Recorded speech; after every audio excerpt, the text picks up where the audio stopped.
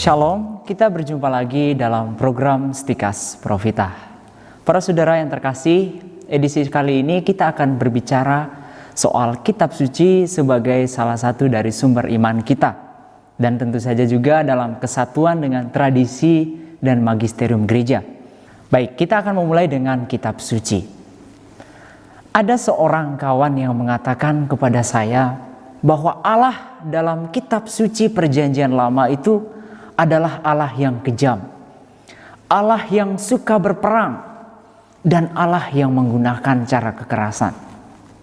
Dia mengambil contoh dari kitab Keluaran mengenai kisah pembebasan bangsa Israel dari tanah Mesir dengan mengorbankan anak sulung bangsa Mesir. Lalu kisah masuknya bangsa Israel ke tanah Kanaan dengan menghalau penduduk Kanaan yang telah mendiami tanah itu lebih dahulu. Dan juga tak lupa menyebut hukum nyawa ganti nyawa, mata ganti mata, yang tertera dalam kitab Keluaran bab 21 ayat 23 sampai 25. Nah, kalau kita melihat dengan baik, justru pemahaman ini menunjukkan bahwa kita memahami kitab suci, baik perjanjian lama maupun perjanjian baru, itu dipahami secara terpisah dan juga dipahami sebagai buku sejarah. Padahal kitab suci itu pertama-tama bukan merupakan buku sejarah. Kitab suci pertama-tama harus dilihat sebagai buku iman. Nah, Gereja Katolik mengajarkan bahwa kitab suci itu ditulis dengan ilham Roh Kudus dengan Allah sendiri sebagai pengarangnya. Dan Allah menuliskannya melalui orang-orang tertentu yang dipilih Allah sendiri. Nah, karena itulah Rasul Paulus dalam suratnya kepada Timotius, bab 3 ayat 16 sampai 17, 2 Timotius bab 3 ayat 16 sampai 17 mengatakan bahwa seluruh Alkitab diilhami oleh Allah dan berguna untuk mengajar, meyakinkan, menegur, mendidik dalam kebenaran supaya manusia atau hamba Allah menjadi sempurna, siap sedia bagi pekerjaan yang baik. Itu juga ada dalam Dei Verbum artikel 11. Nah, oleh karena itu, kitab suci pertama-tama harus dilihat sebagai buku iman dalam kesatuan antara perjanjian lama dan juga perjanjian baru. Santo Agustinus mengatakan demikian, bahwa perjanjian baru itu tersembunyi dalam perjanjian lama dan perjanjian lama terbuka dalam perjanjian baru. Anda bandingkan juga dalam Dei Verbum artikel 16. Nah, mari kita lihat. Sebagai buku iman, kitab suci tidak lain merupakan pernyataan kasih Allah pada manusia secara bertahap, berdasarkan situasi, kondisi, dan cara berpikir manusia sesuai dengan zamannya, agar manusia dapat memahami maksud Allah. Lalu apa maksud Allah ini? Maksud dan tujuan Allah tidak lain adalah mempersiapkan manusia untuk menerima kepenuhan pewahyuan Allah dalam diri Yesus Kristus. Tuhan Yesus, Allah adalah Sang Sabda yang menjadi manusia. Dia Allah yang diutus Bapa sebagai manusia bagi manusia untuk menyelesaikan karya penyelamatan Bapa surgawi. Sehingga kalau kita memandang Tuhan Yesus, itu berarti memandang Bapa. Atau dengan kata lain, Yesus Kristus adalah wajah Allah yang tidak kelihatan. Maka tidak mengherankan bila dalam kisah pembebasan bangsa Israel dari tanah Mesir dan juga masuknya tanah Kanaan itu terjadi dalam situasi perang. Karena pada tahap itu, pada zaman itu, pada umumnya keselamatan Allah dipahami sebagai kemenangan dalam medan pertempuran. Dan kemenangan itu terjadi karena campur tangan Allah yang membela bangsa Israel dari penindasan musuh. Nah, untuk lebih jelasnya mari kita lihat satu persatu antara perjanjian lama dan juga perjanjian baru. Gereja mengajarkan bahwa kitab suci Perjanjian Lama itu mengisahkan sejarah keselamatan, di mana Allah yang Maha Kasih merencanakan dan menyiapkan keselamatan bagi segenap umat manusia. Jadi rencana keselamatan Allah ini dimulai dengan pemilihan Allah atas suatu bangsa, yaitu bangsa Israel, untuk diserahi janji-janjinya.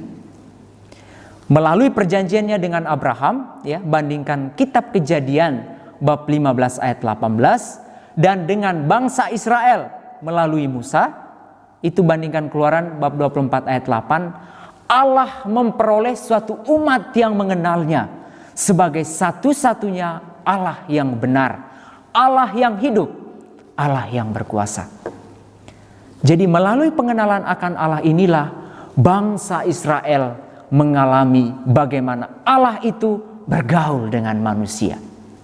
Nah, tidak hanya itu, melalui perantaraan para nabi juga bangsa Israel semakin memahami bahwa pengenalan akan Allah itu juga diperuntukkan bagi bangsa-bangsa lain. Itu ada dalam Deverbum 14. Makanya Anda dan saya sekarang ini menjadi seorang Kristen. Disinilah kita dapat melihat bagaimana Allah menyiapkan kedatangan Kristus, penebus seluruh umat manusia, melalui lambang-lambang dalam nubuat-nubuat yang disampaikan para nabi dalam kitab suci Perjanjian Lama. Lalu dalam Perjanjian Lama pula kita dapat melihat cara-cara Allah yang adil dan rahim dalam bergaul dan juga mendidik, sesuai dengan keadaan umat manusia sebelum zaman pemulihan keselamatan oleh Yesus Kristus terjadi. Sebetulnya kalau kita melihat bahwa dalam Perjanjian Lama, kitab-kitab di dalamnya menunjukkan kepada kita kesadaran akan Allah dan ajaran-ajaran yang luhur tentang Allah dan tata laku yang bijaksana yang diinginkan Allah supaya manusia selamat. Ya, Perjanjian Lama ini menunjukkan doa-doa yang istimewa sebetulnya. Semua hal tersebut secara terselubung berisi rahasia keselamatan kita. Karena itulah Perjanjian Lama harus diterima dengan khidmat oleh umat Kristiani. Nah, ini bukan kata saya, tapi itu apa yang dikatakan oleh gereja. Ya, Anda bisa lihat dalam Deverbum artikel 15. Nah, selanjutnya kita juga melihat bahwa kitab-kitab dalam Perjanjian Lama ini secara utuh menggema dalam pewartaan Injil. Dan juga bahkan memperlihatkan maknanya secara penuh dan bahkan menjelaskan Perjanjian Baru. Nah, para saudara, itu berkaitan dengan kitab suci Perjanjian Lama. Selanjutnya kita akan melihat kitab suci Perjanjian Baru.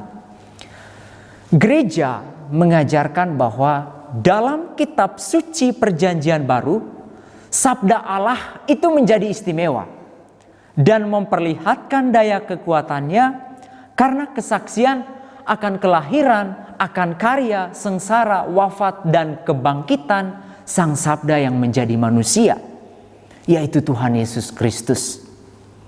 Ya, dan tidak hanya itu, kenaikan Tuhan Yesus dan turunnya Roh Kudus yang diutus oleh Yesus Kristus untuk menyelesaikan karyanya menunjukkan bahwa Yesus Kristus adalah satu-satunya sabda kehidupan kekal. Dialah yang menarik semua orang kepada dirinya. Nah, dalam kitab suci Perjanjian Baru dan bahkan di antara semua kitab, ya, perlu kita ketahui bahwa Injil itu menempati tempat yang istimewa. Mengapa? Karena Injil itu merupakan kesaksian utama mengenai hidup dan ajaran Tuhan Yesus Kristus yang adalah Sang Sabda menjadi daging. Kitab Injil hanya ada 4. Ya, dan tidak lebih ataupun kurang, yaitu menurut Matius, Markus, Lukas, dan Yohanes. Gereja mempertahankan bahwa keempat Injil ini berasal dari para rasul. Sebab pewartaan yang dilakukan para rasul itu berdasarkan perintah Yesus Kristus. kemudian diteruskan secara tertulis kepada kita dengan ilham Roh Kudus. Anda juga bandingkan dalam De Verbum ayat 18. Lalu, bila ada yang mengatakan bahwa di antara keempat Injil itu ada ketidaksesuaian, hal ini perlu dipahami bahwa para penulis suci mengarang keempat Injil dengan memilih hal-hal tertentu dari sekian banyak hal yang telah diturunkan secara lisan atau tertulis. Dan mereka menyusunnya berdasarkan situasi dan keadaan masing-masing penulis yang semuanya berada dalam bimbingan Roh Kudus. Maka tidak mengherankan bila beberapa hal itu disusun dalam sebuah uraian dengan mempertimbangkan situasi gereja pada waktu itu. Namun perlu diingat, semuanya selalu menyampaikan kebenaran murni tentang Yesus Kristus. Itu yang dikatakan gereja. Anda juga bandingkan dalam De Verbum artikel 19. Nah, kitab suci perjanjian baru juga itu berisi surat-surat Santo Paulus dan para rasul lainnya yang juga termasuk dalam rencana Allah untuk meneguhkan segala sesuatu mengenai Yesus Kristus dan ajarannya yang diwartakan sejak awal mula oleh gereja dan nubuat penyelesaiannya dalam kemuliaan. Nah, para saudara yang terkasih, untuk mendapatkan manfaat rohani yang sesuai, kitab suci perlu dibaca dan direnungkan sesering mungkin, yang tentu saja harus disertai dengan doa. Nah, doa dalam pembacaan kitab suci itu berarti menunjukkan adanya perbincangan antara Allah dan juga manusia. Oleh karena itu gereja menganjurkan supaya setiap umat Kristiani itu membaca kitab suci. Ya, entah melalui liturgi suci, juga melalui lembaga-lembaga yang diakui gereja Katolik dalam memberikan kursus-kursus kitab suci dan lain sebagainya. Nah, bagi diri pribadi, tuntunan yang diberikan dalam sepotong kertas dalam Alkitab itu dapat membantu dalam membaca dan merenungkan teks-teks kitab suci. Jadi pemilihan teks juga dapat dilakukan dengan berdasar pada penanggalan liturgi, ya, maupun buku-buku renungan harian yang saat ini banyak kita jumpai. Nah, selain itu, ya, metode Lectio Divina juga dalam membaca dan merenungkan kitab suci juga dapat menjadi salah satu sarana untuk mengalami sabda Allah yang hidup dalam diri pribadi, hidup dan pergumulan kita masing-masing. Para saudara yang terkasih, demikianlah penjelasan mengenai kitab suci yang menjadi salah satu sumber iman kita. Semoga saudara dan saudari mengenal dan mencintai kebenaran sehingga akhirnya Anda pun diselamatkan. Salam Profita.